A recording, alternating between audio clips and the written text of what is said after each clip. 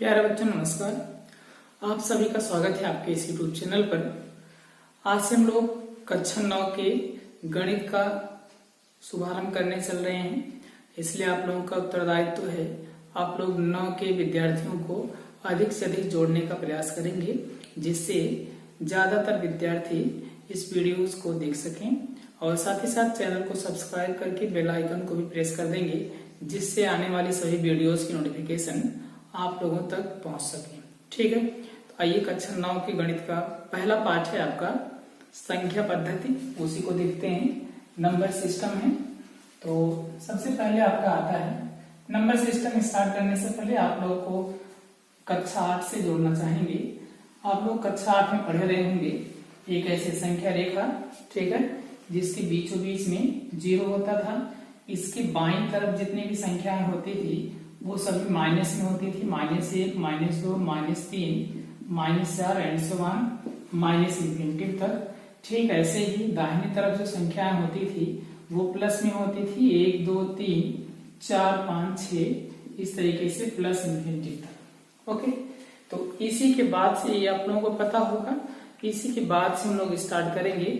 सबसे पहले हम आप लोगों को थोड़ा सा संख्याओं से जोड़ते हुए आगे बढ़ाएंगे, ठीक है ना। तो ये नंबर सिस्टम है।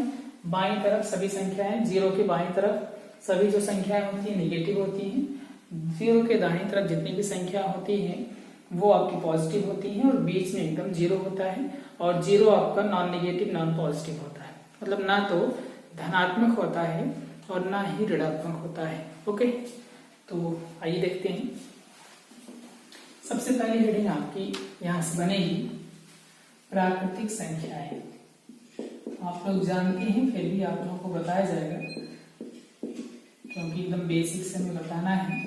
प्राकृतिक संख्याएं आप लोग समझिएगा, इन सभी की जो परिभाषा ये सब बताई जा रही है, ये सभी आप लोगों को एक्सरसाइज में पूछी गई है, इसलिए आप लोगों को बताना आवश्यक है। ठीक है, ये है आपका नेचुरल नंबर्स, ठीक है ना। आइए समझते हैं क्या होती है नेचुरल नंबर्स। वे सभी संख्याएं जहां से हम लोग गिनती गिनना स्टार्ट करते हैं। एकदम बेसिक, एकदम सरल शब्दों में आप लोग समझिएगा।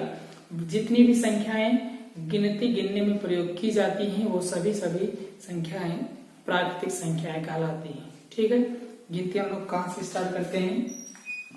1 से, या 1, 2, 3, 4, 5, 6 ऐसे जितनी संख्याएं आपकी बनेंगी वो सब की सब संख्याएं क्या होती हैं?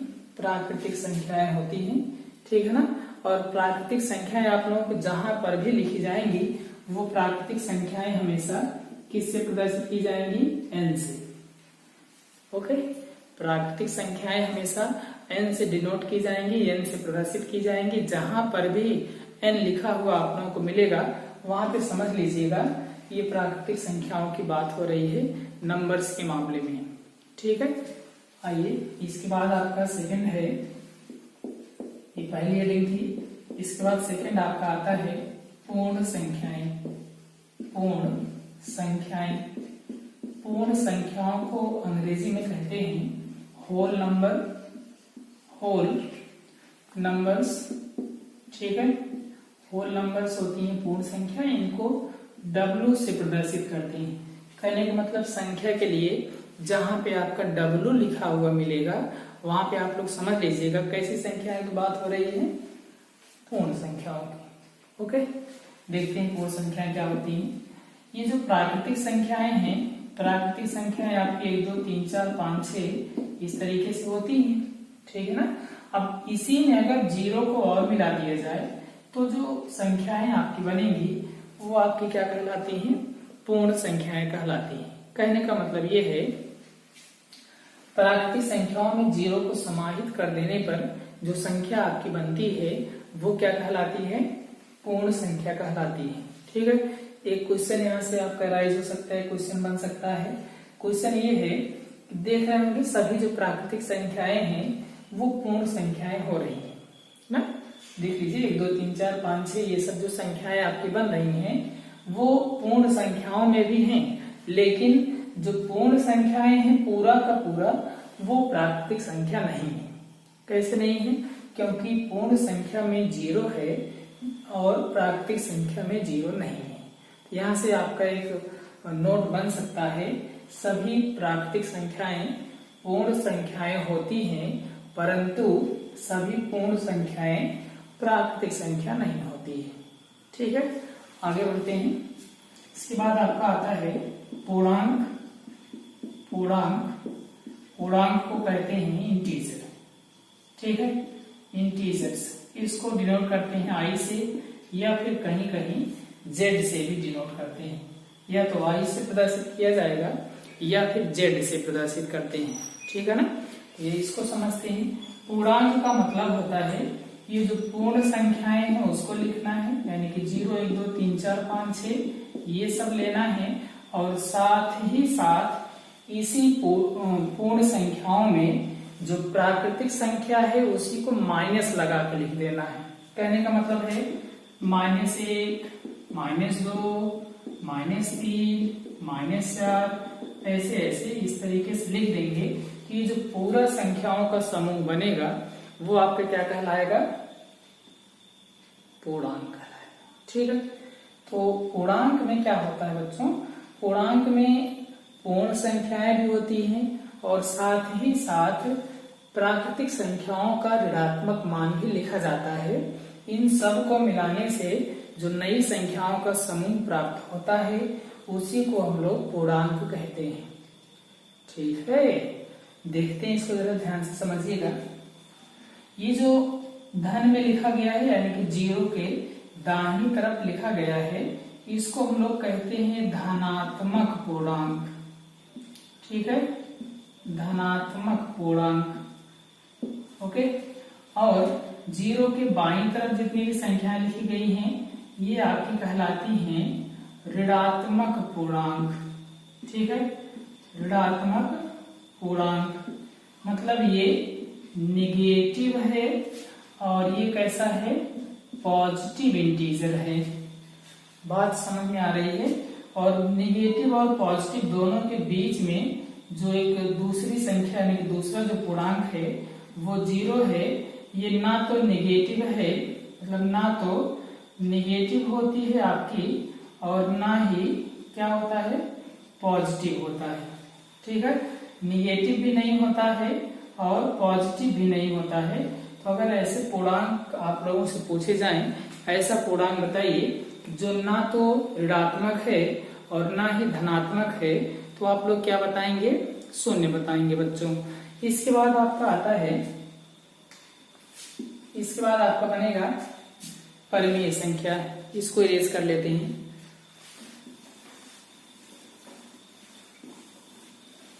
यहां से नेक्स्ट हेडिंग है आपकी परिमेय संख्या।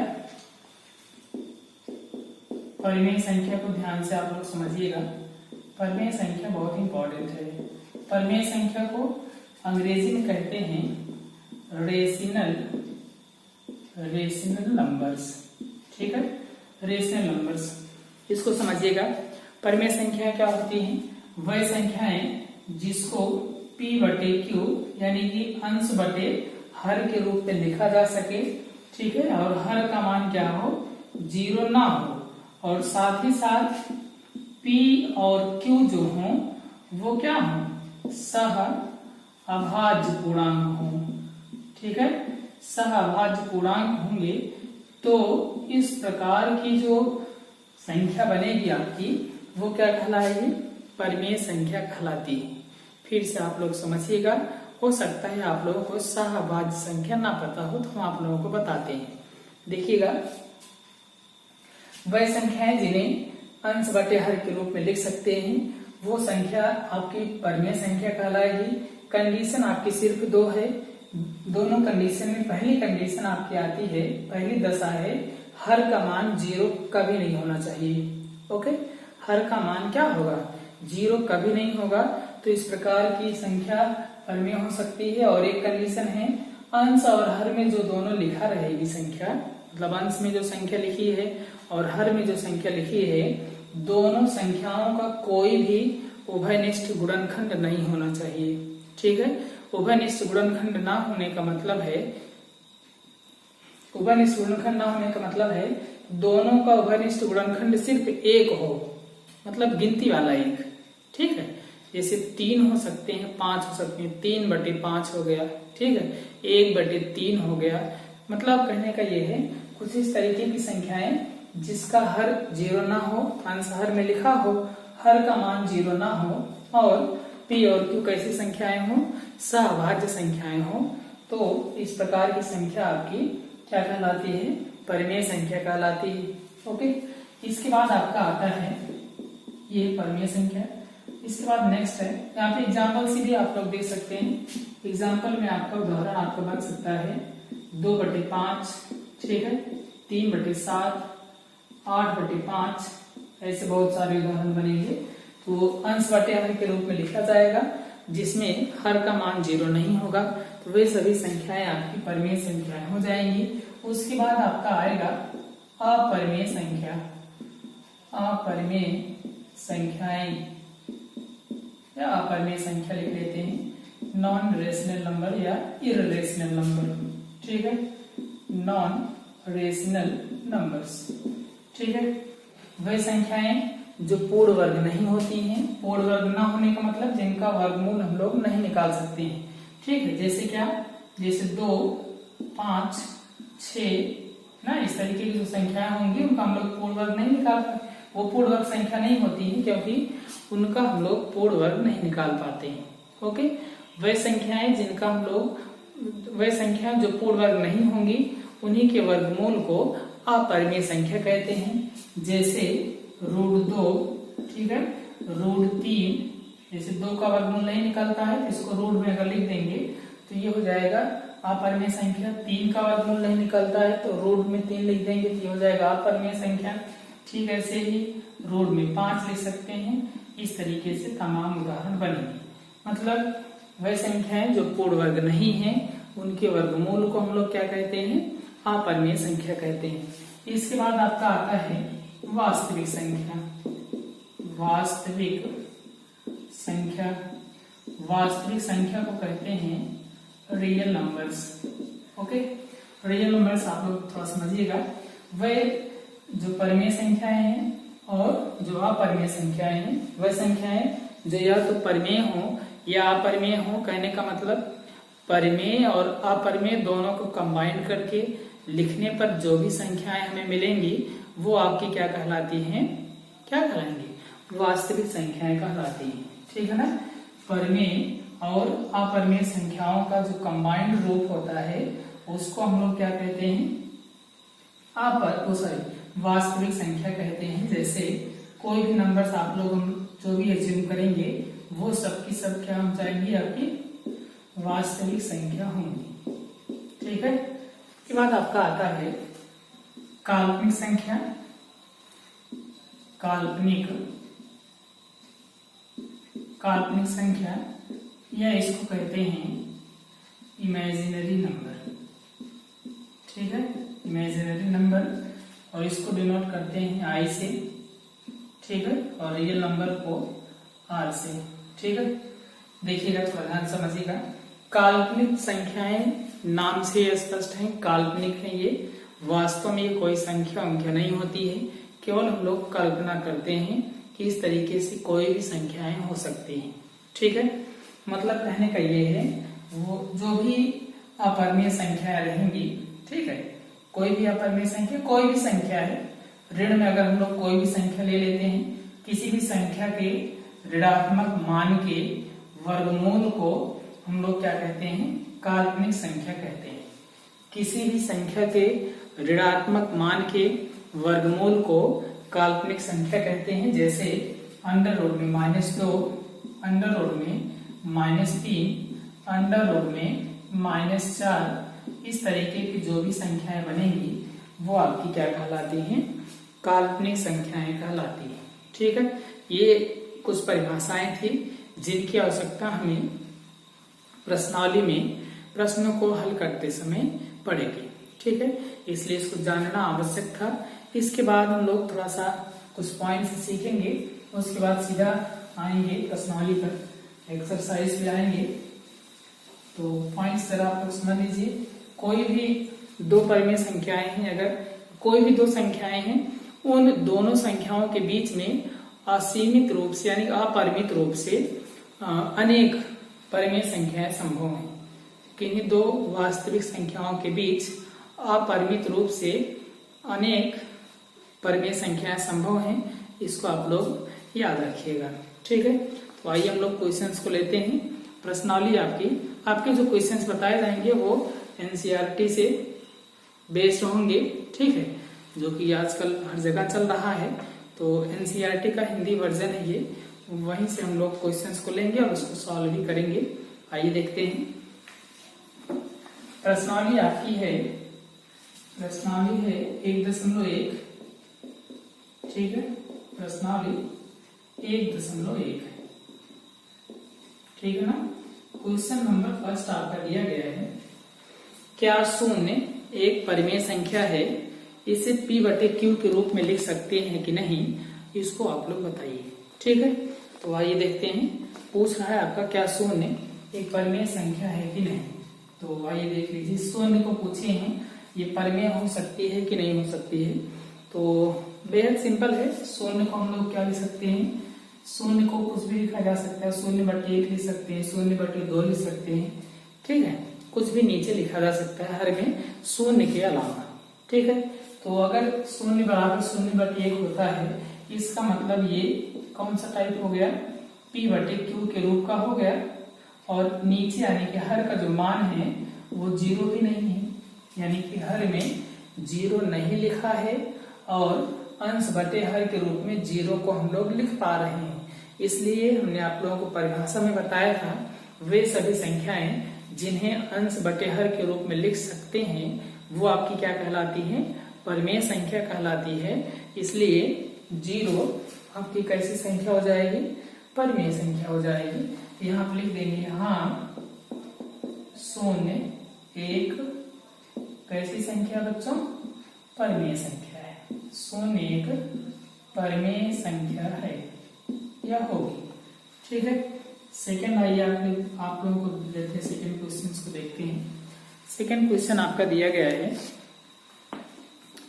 3 और 4 के बीच में 6 परिमेय संख्याएं बताइए। ठीक है ना। तो 3 और 4 के बीच में 6 परिमेय संख्या बतानी है, तो इसको थोड़ा समझने का रूल आप लोग देखेंगे कैसे होता है।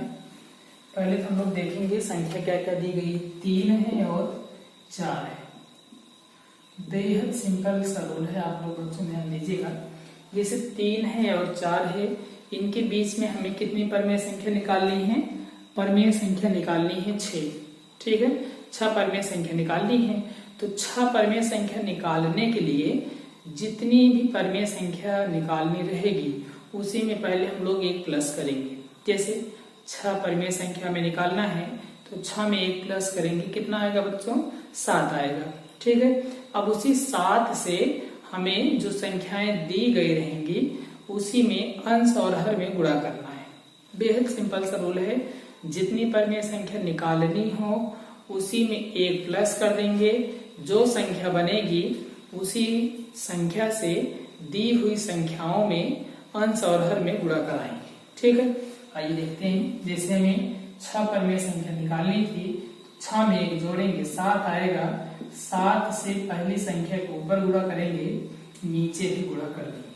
ठीक ऐसे ही 7 से दी हुई संख्या के ऊपर गुणा करेंगे और नीचे गुणा करेंगे, जो आएगा लिख देंगे। कितना आ रहा है बच्चों, 7 त्रिक 21 बटे में 7, ऐसे 7 चौके 28 बटे में 7 हो जाएगा।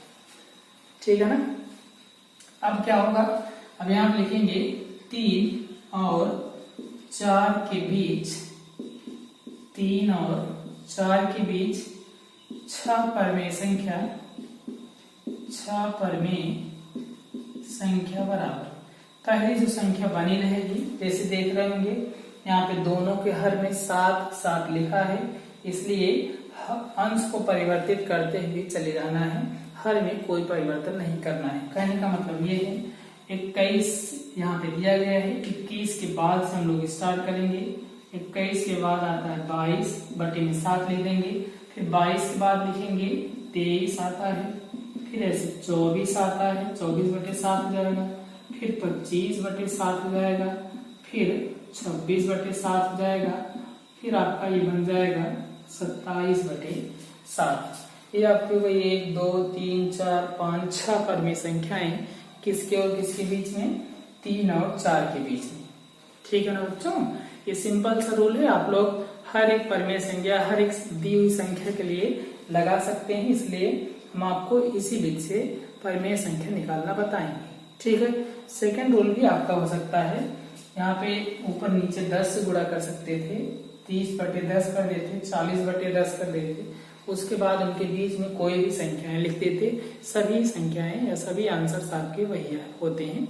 ठीक है, उन्हीं के बीच की कोई भी परमेय संख्या हो सकती है। हमने आप लोगों को बताया अनंत परमेय संख्याएं किन्हीं भी दो संख्या के बीच में संभव है, इसलिए कंफ्यूज मत होइएगा, कहीं पर भी कोई भी आंसर दे सकता है। ठीक है, परमेय संख्याएं अनंत होती हैं। इसके बाद आपका थर्ड आता है। थर्ड क्वेश्चन में आपका दिया गया है 3/5 और 4/5 के बीच 6 परमेय संख्या बताइए। ठीक है, संख्या आपकी है 3/5 और 6/5, इनके बीच में कितनी परमेय संख्या बतानी है बच्चों, 5 परमेय संख्या बतानी है। ठीक है, तो बेहद सिंपल सा रूल है, हमने आप लोगों को बताया इसको 30/50 और 60 यानी कि 10 से भी गुणा कर सकते हैं, या सिंपल सा रूल जो हमने आप लोगों को बताया है वहां से भी कर सकते हैं। जैसे 5 परमेय संख्या निकालनी है, हमने आप लोगों को बताया 5 में 1 प्लस कर देंगे, कितना आएगा, 6 आएगा। अब उसी 6 से ऊपर नीचे गुणा करेंगे, 6 से अंश में गुणा, 6 से हर में गुणा। ठीक है, ऐसे ही 6 से अंश में गुणा और 6 से हर में गुणा। ठीक है, ये हो गया आपका गुणा। अब गुणा कर लेते हैं, 6 त्रिक 18 बटे में 6 पंचे 30। ठीक है, ऐसे ही यहाँ से बनेगा 6 का 6 में गुणा कराएंगे 36 बटे में 6 पंचे 30।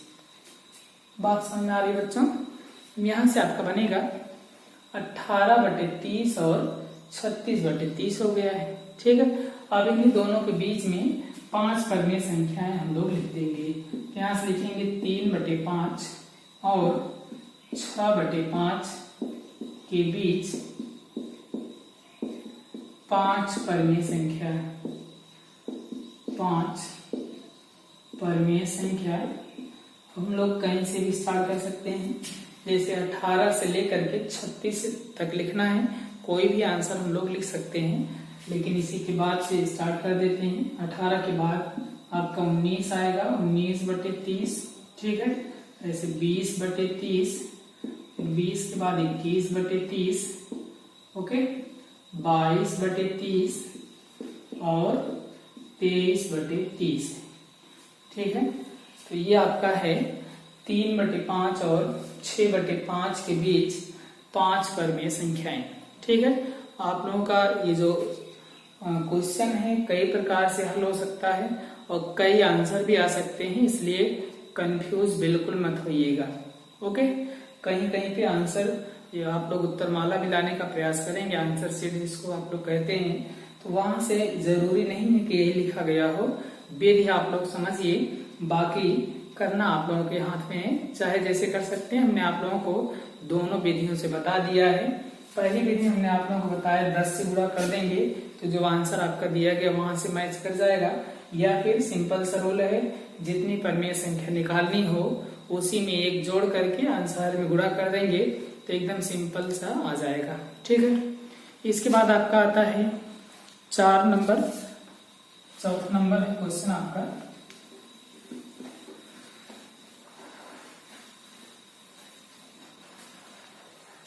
चौथा क्वेश्चन आपका आता है,